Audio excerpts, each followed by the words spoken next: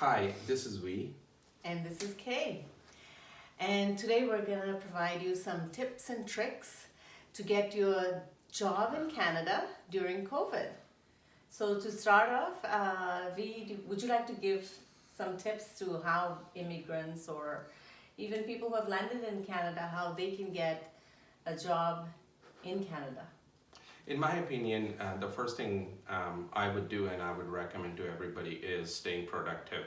And what I mean by staying productive is make sure you're applying for jobs and you are, in case you're not hearing back from employers, maintain the momentum by making sure that the jobs you're applying for matches with your skills, experience, and qualification. Another key point is set a daily application goal and reward yourself in small. What I mean by that is create a target with yourself. Let's say if you want to apply for 10 jobs a day, and make sure you reach a target at the end of a day. And very important point is do regular reevaluations. Here the key is the reevaluation of your resume and a cover letter, and make sure that you optimize your search. Make sure your cover letter, resume are catered to the specific jobs that you're targeting. And most importantly, ask yourself, are the jobs I'm applying to a good fit for my skills, background, and a level of experience? Because what I've seen is people just apply to whatever the jobs out there, they start tweaking their resume, and guess what? At the end of the day, they have a resume with a hodgepodge of skills all over the map. Very important, and the last point is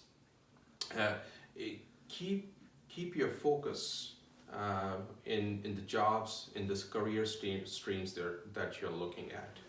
And one more tip that I can add is I've seen with my experience, that a lot of immigrants tend to use the same resume that they've brought from back home in Canada. And I highly recommend that you make sure your resume and cover letter is laid out in Canadian standards. So the employer can read your resume, because back home resume and CVs are very different to Canadian standard. So make sure you do that. You can even invest in having your resume cover letter done professionally, which you can tweak as you go. Okay, excellent. That's a great point. What else do you think would help our audiences? Well, another thing is there are a lot of job centers here. I know in COVID they're not available, but there is lots of job centers which you can even contact by phone. They can probably help you virtually, and they have a lot of supports. And you can go to Google these, they're usually called career centers in Canada, and depending on where you live, you can find them. Yeah, perfect. Yeah, I always think, and I think you can really help in this areas. I see people from different, career aspirations, career background. There are people in technology industry, there are people in oil and gas industry, agriculture, manufacturing, industrial. While they're looking for jobs, are there any ways to supplement their income while they're looking for jobs? Any thoughts? And maybe you want to start and I can add few points. 100%. I think even when we immigrated to Canada, don't expect that as soon as you land, you'll find the job in your career. You want to pay your bills, you want to have some income coming, so you stay positive. So there is a lot of short-term contracts that you can get through various websites, like Indeed is a very good website which has a lot of jobs. You can go to like Kijiji, that's another one where you find short-term jobs, and that could also lead to a long-term finding a full-time job. And another thing that is very important in Canada is having Canadian experience. So even if you got a job in retail, that Canadian experience will go a long way, because here in Canada you need to have a lot of network. Because if people know you, they can provide you referrals, which is very important. Yeah, I think it's a good segue, and what you're talking about is gig economy, gig work, and I think you mentioned a couple of websites where people can go. But again, I would emphasize, try to stay within your own career path. Let me give you some examples.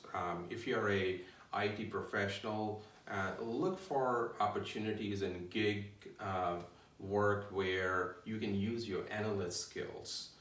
Or you could use if you're coming more from a technical background, maybe a coder, and those are jobs are more like a pay as you go. Let's say if you're in a transport industry, look for jobs such as Uber or a moving company. If you're in an accounting field, especially this is a time when people are looking for some tax help, even though you're new to Canada, but remember there's a lot of other activities in tax like bookkeeping, and you could help those as part of the gig economy as well. Again, I would emphasize that as you put your effort in looking for, as you said short-term work, you're really building the blocks, and you're really honing in your experience that you have, and when the right job comes at your doorstep, the experience that you have gained and the skills you have sharpened through this gig economy will help you in the interview process, will help you in your building network. At the same time, it will help you when you do your day-to-day job. Absolutely, totally agree with that. Next thing I think which is very important for anybody, even if you're immigrant or not, to stay positive Sure. in COVID, Yeah, because staying positive is very important for your health. yeah, If you have health, then you can earn money. If you have health, you can take care of your family. So it's very important. And it's very important to stay patient, because whenever you immigrate to a new country, just to find your way, it's like going to a new location. For the GPS to give you the path, you need a lot of patience to make sure you reach your destination. So you'll need a lot of patience to apply regularly to different jobs and stay positive. It will happen, but you have to stay positive and have self-confidence that you will reach there. And another thing is staying healthy. Make sure you have healthy meals, do your exercise, and spend your time of applying for jobs. yeah. No, I could not agree with you more. There's no replacement for health, as we all know that. And what I would personally do, especially in the COVID times, even for the people who are here in Canada, I usually like to keep 3 months reserve. And what I mean by 3 months reserve is I like to have a money in my bank that would cover my expenses. If I'm renting, it's for my rent, for my hydro. In Canada, people call electricity as hydro, so your hydro bills, your water bills, and all the others, your grocery and other bills. And do your math, I have my own numbers, you have your own family that you can take care of. And probably in our upcoming videos, we'll share the cost of living in different cities in Canada as well. But for now, just do your homework, what's your monthly budget, and keep it usually for 3 months. But especially in this time, I want to put emphasis, I want to double up the 3 months Absolutely. to 6 months. Absolutely. Right? It's Absolutely. uncertain time. Employers are taking long. You want to make sure, as you mentioned, so many times, health. The last thing you want is you start worrying about your health, as opposed to be where your focus should be worrying about and getting and landing in the right job. So make sure that you're very, very healthy. So I think we covered quite a lot of good points here, and hope that our audience will benefit from our point of views, our experience in Canada. Thank you so much for watching. Do you have any last? I do request that please do ask us questions and give us comments.